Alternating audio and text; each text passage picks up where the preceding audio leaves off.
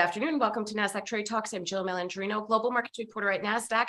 Joining me for this segment, we have Thomas Perfumo, head of strategy at Kraken, to discuss what attributed to the sell-off in crypto for the month of May. Thomas, it's great to have you with us. Welcome to Trade Talks. And I want you to specifically touch on what we saw in Ethereum and Bitcoin. Yeah, so the month of May was a very interesting month. Volatility nearly doubled for both assets, but importantly, we had a pretty down market across the board. Bitcoin fell 16%, Ether fell closer to 30%, and a broader crypto economy, all the industry sectors fell pretty substantially double digits, but it was really following the broader macroeconomic indicators like equities and et cetera. And speaking of that, Bitcoin remained positively correlated with both the Nasdaq and the S&P 500 equity indices during the month of May. Why do you think that is? And do you expect it to decouple at any point?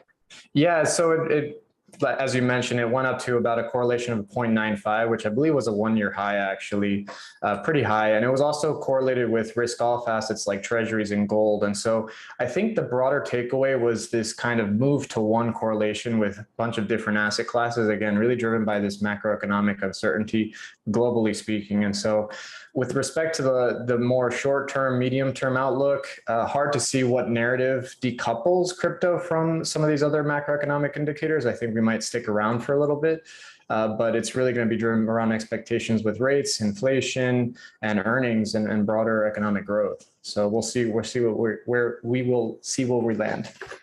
Thomas, what's the latest with the NFT marketplace? During May, we saw a little bit of a slowdown on NFTs in terms of volume. I think this was broadly due to the fall in collateral values like Bitcoin and Ether, like I was mentioning. We see that the markets in NFTs still remain pretty uncorrelated with the pricing that we see in Bitcoin, ETH, and other assets.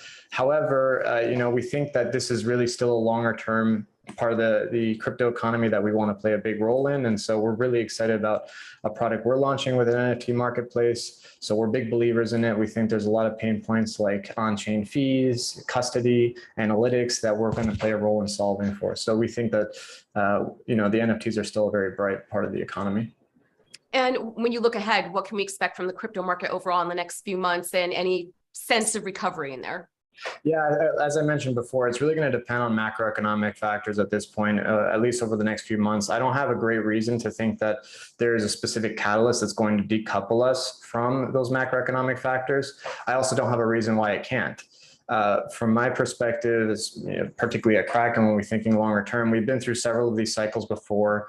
We think we need to take a much longer term kind of perspective, and we continue to see a ton amount of talent, great people coming on board in the industry looking to build. We think that these are the right periods for people to just hunker down, focus on what they're doing, and really build for the future. And so that's what we're focused on.